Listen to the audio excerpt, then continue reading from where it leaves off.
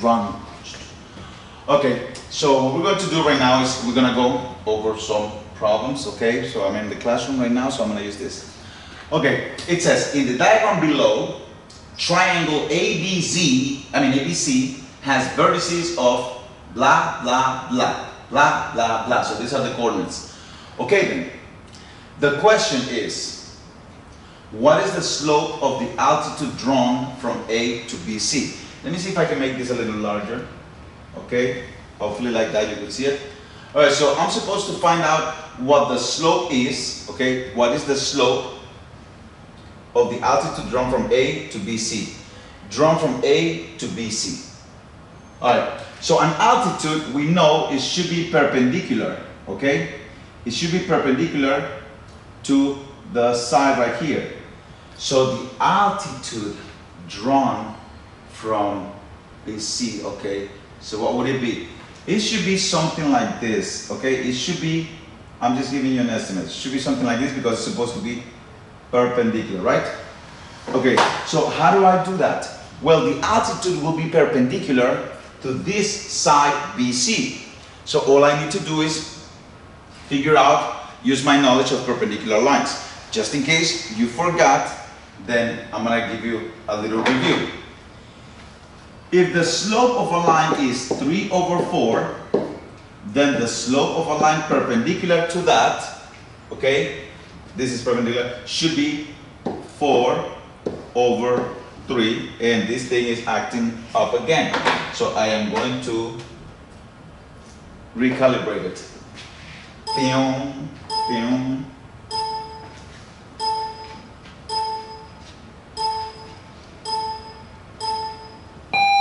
So this should be,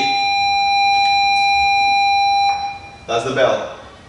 Okay, so as I said before, if the slope of a line is 3/4, then the slope of a line perpendicular to it should be 4/3, flip, and then change the sign. See that? Let me give you another example.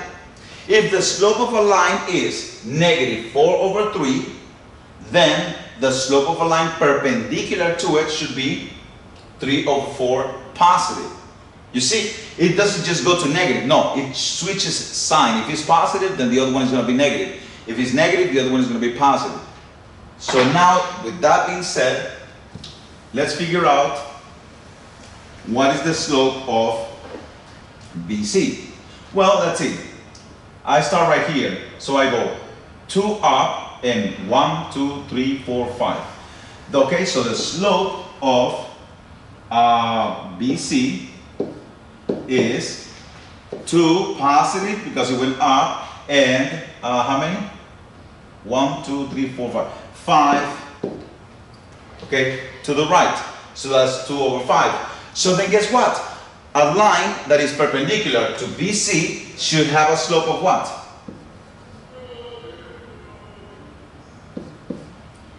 Okay, the slope perpendicular to BC should be what? 5/2, but negative. And there you go. You have your answer. So now you can just circle your answer. I'm not going to circle it, okay? Got it? Okay. Let's move on to the next problem. Right here, right here, right here. Okay.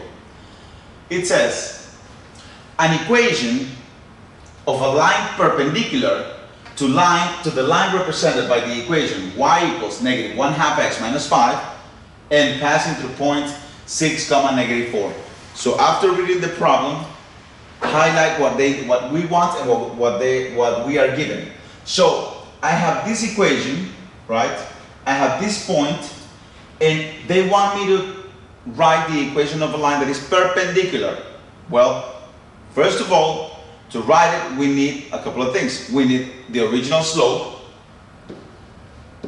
which in this case is -1/2, because that's the number multiplying the x.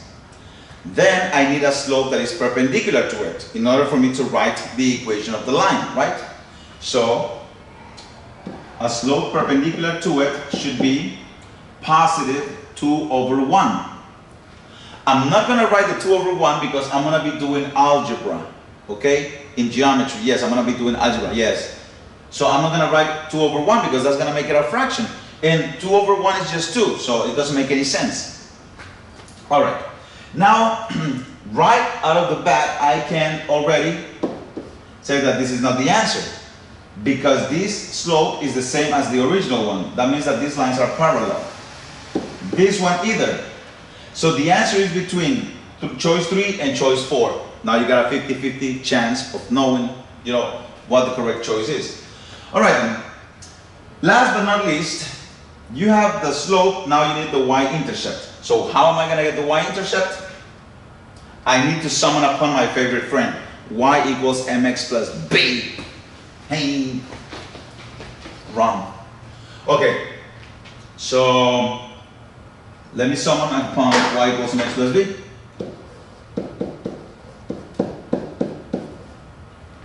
Okay, so let's see now, what do I have? Well, I have the point. The point is 6 comma negative 4. So I know by default that this is x and that this is y. Okay, so, well, now all I need to do is replace it over here. All right, let's do it. What is y? Negative 4. The slope, is it this one? Hell no, it's not that one. The perpendicular slope, yes, that will be 2. That's the one we're going to be using. Excuse me for a moment. Somebody's knocking on my door already.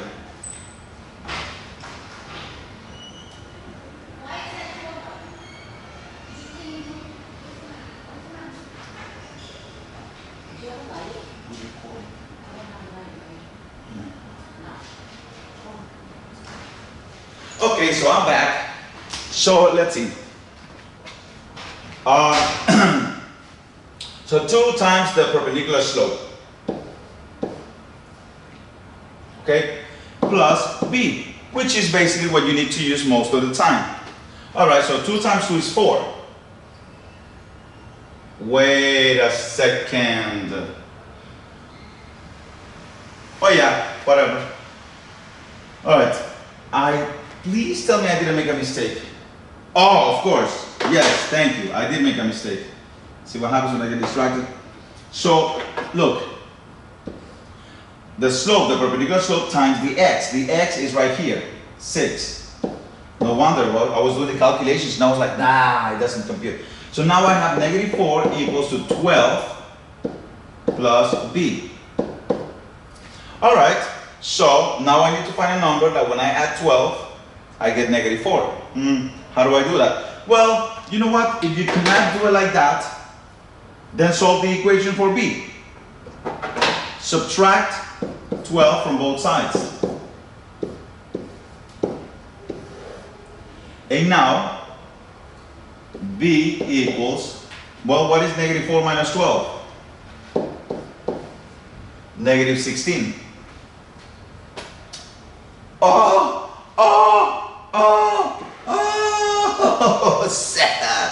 We got it. Okay.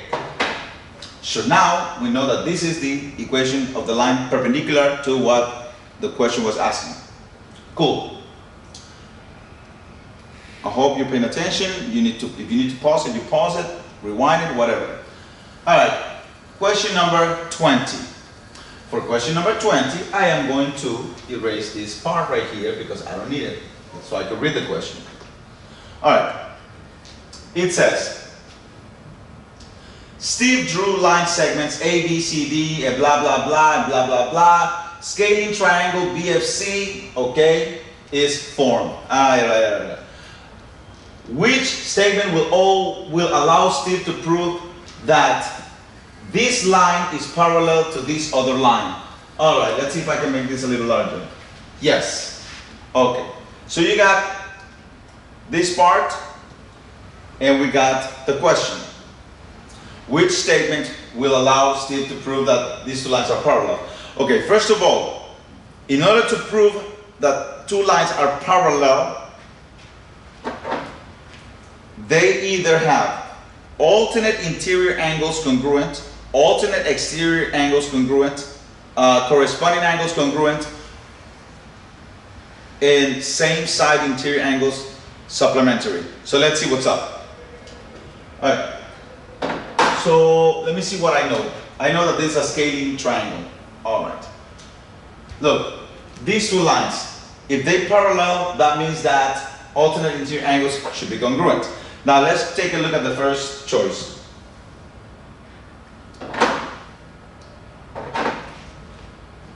CGF is congruent to FCB. Angle CFG. CFG. This angle congruent to angle FCB. FCB.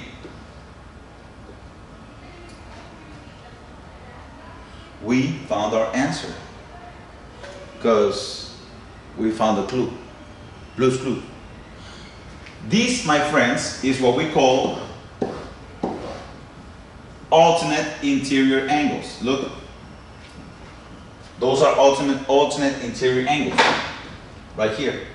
Anyways, let's say that, okay, I oversee this option and I want to test my theory and I go into the other options. All right, cool then. So let's see. Angle ABF, okay? Angle ABF, this angle right here, is congruent to angle BFC. Oh my God, hold on, excuse me. All right, angle BFC. Angle BFC. Let's see where angle BFC is. BFC, this angle right here. Okay, first of all, that doesn't prove anything. Thank you, awesome. Okay, these two angles, I don't know, they're not alternate interior, they're not alternate exterior, they're not same side, they're nothing. They're nothing, so you cannot prove them. Okay, look, if you have the two parallel lines, let me show you the two parallel lines.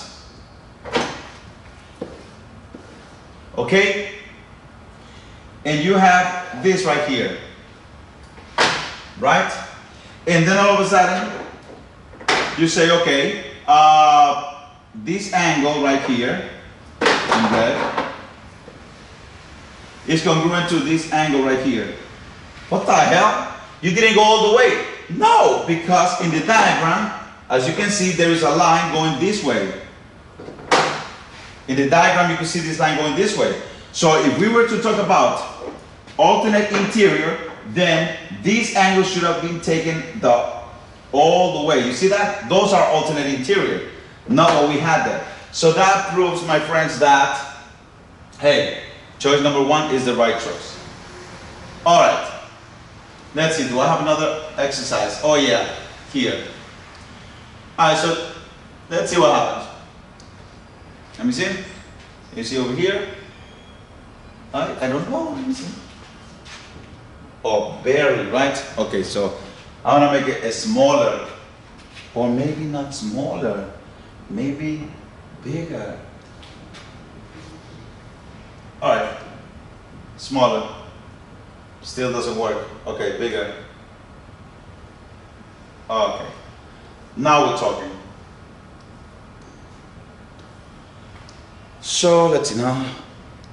Oh, you could read it. Oh my God, you could read it. Okay, so in the diagram below, FE, right here, okay, bisects AC. So this FE bisects AC. Bisecting means that it cuts it, it goes through the midpoint. Remember, it says that this bisects this one, not this one bisecting that one. So if this bisects AC, that makes this the midpoint. All right, I'm just reading. And then it says that GE bisects BD. GE, where is GE? That GE, okay, bisect BD. Okay, BD is this one right here. I'm just gonna go below it. Okay, bisects BD at C. So this is again the midpoint. Alright, I still don't know what they mean, but anyways. So, which statement is always true? Okay? And the first statement says, if this thing moves, because it's not moving. Oh no, it's frozen. Okay, which statement is true? So now I'm gonna have to do this. Yes. Better. Alright. So which statement is always true? AB is congruent to DC. AB congruent to DC. I don't know. Let's see. This is the midpoint of AC, and this is the midpoint of BD. Let's give a value. That's the only thing that's going to help me. So if this is 3 and this is 4, okay? Okay, this is the midpoint of this one. All right, DC. AC has a midpoint of that, and CD has a midpoint of this. Wait, that means that this is also true. That this is also 3, sorry. So if we take away BC from both sides, we're taking away 4. That makes this 2 3s congruent. Yes. So answer is choice number 1. But anyway, let's go over another choice. FB is congruent to EB. FB is congruent to EB. This is not going to be congruent to this one because it never in the problem say that AC bisects FE. The problem says that FE chops this in half. It doesn't say that this chops this in half. So therefore this cannot be true, okay? Even if it was, it's not because they didn't say so. In geometry, they don't tell you, they don't give you information, it's not true. So that makes my first choice the correct choice. Okay? Now, look at this. BD bisects GE at C. BD bisects GE. BD bisects GE. Okay? It's not true at all. It says that GE bisects BD. So, once again, that proves that choice number 1 is the correct choice. Okay, let's move on to our next problem. Okay, here we go. In the diagram below, EF intersects AB and CD at G and H, respectively, and GI is drawn such that GH is congruent to IH. I have no idea what it says, so what I'm going to do is I am going to make this diagram smaller so we can actually work on it. Alright, so this is what I know, that EF intersects AB. So EF intersects AB right here at G. Okay, so I don't know. And CD at H. Sorry, and CD. Oh, I'm sorry. This line EF intersects AB at G. Oh no, intersects AB and CD. Sorry, intersects AB and CD. So AB and CD at G and H. Okay. GI is drawn. So this line is drawn. Okay. Such that GH is congruent to IH. Such that GH is congruent to IH. Okay. So now what? Now we know something. Now we know that these two sides are congruent. And I know that this is a little triangle. Therefore, this is an isosceles triangle. Perfect. Sorry I'm taking so long on this, but I gotta really think about it thoroughly. Alright, so now it says, if the measure of angle EGB, the measure of angle EGB, what could it be?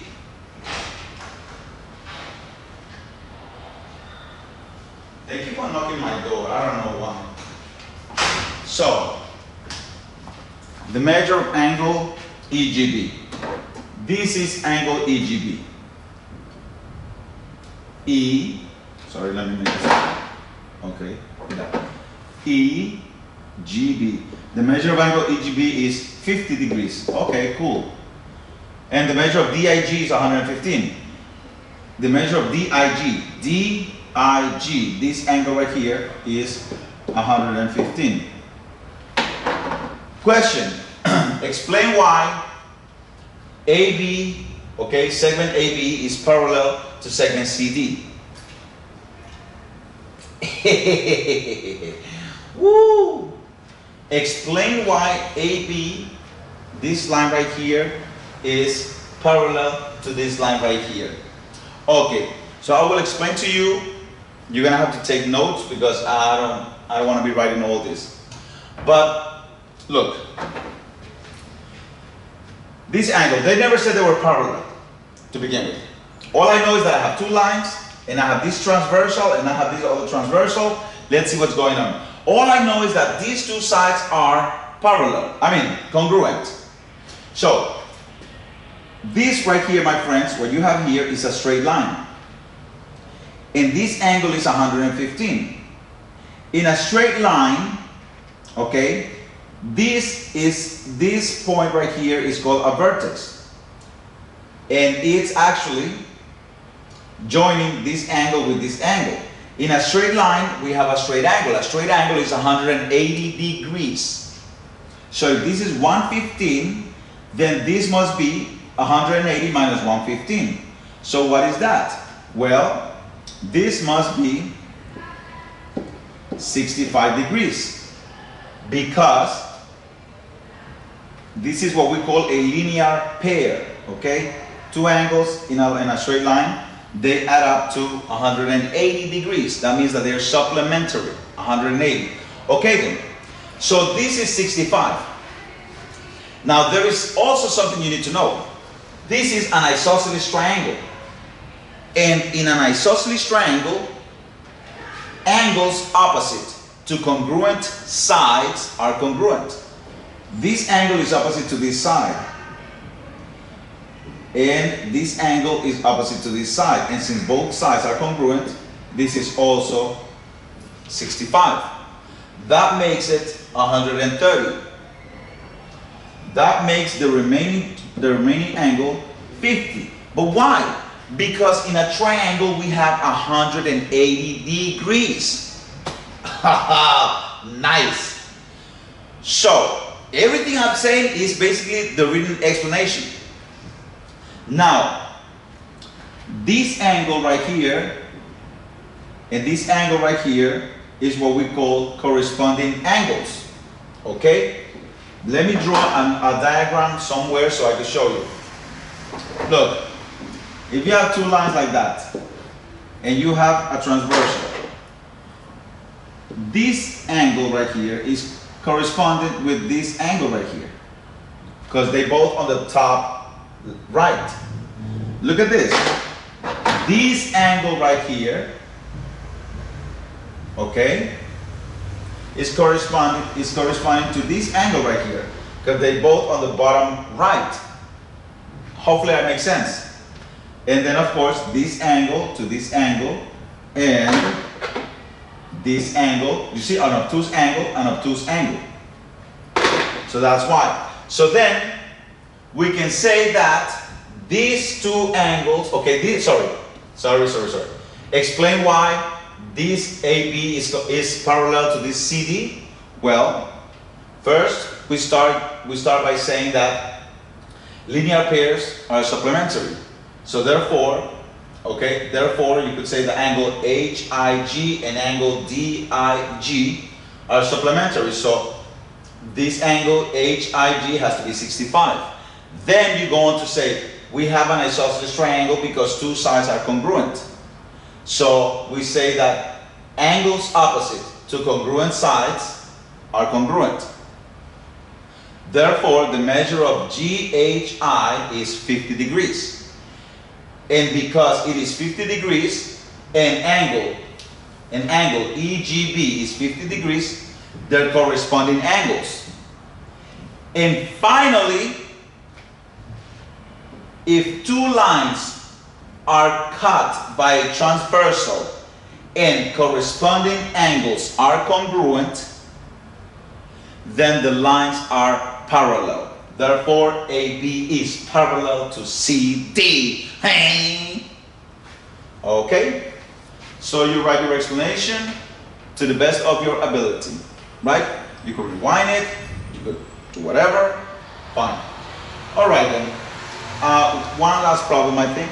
Yeah, I should do one last problem. Wow. All right, so I'm gonna have to make this smaller because it's a large problem. So it says, in the diagram below, DB, okay, and AF intersect at point C. Okay, so DB and AF intersect at point C. This is the point of intersection, right? Okay. AD and FBE are drawn. AD, okay, and FBE, okay, are drawn. All right, so if AC is 6, okay, DC is 4, FC is 15, measure of angle D is 65, and measure of angle CBE is 115. What is the length of CB? This is a linear pair. So if this is 115, this automatically becomes 65. I'm going to use my knowledge of similar triangles. Okay? So they want the length of, they want this length, BC. So let's compare the triangles. This angle is this angle. That angle, I'm gonna put it in a different color. This angle green is this angle right here. And of course, these are vertical angles. So, oh, now I know what's going on. Look, this angle is congruent to this angle, right? Now, these are vertical angles, and vertical angles are always congruent. So if two angles of one triangle are congruent to two angles of the other triangle, then the third angle has to be congruent. So all three angles are congruent. So my conclusion is that these triangles are similar. Now, because they are similar, now I can start working on setting up a proportion to find the length. So how am I going to do this? Easy. This 4, okay, this DC, this 4 corresponds to what? Well, this 4 is opposite to this angle, and this angle is this one, right? Yes? Okay, so what's opposite to this one? X, right? So far so good? In other words, let me see this side. Oh my God, I'm getting confused. This 4 DC corresponds, okay, 65. 65 is opposite to 6. 65 is opposite to, okay, you know what? I'm going to start like this.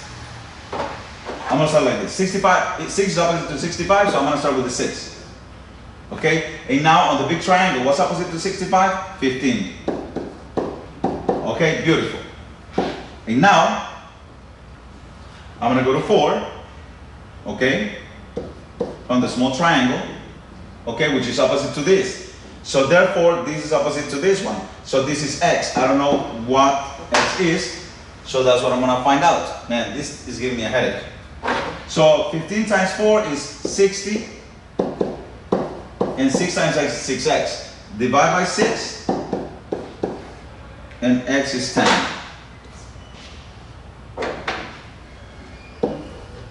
And that's it.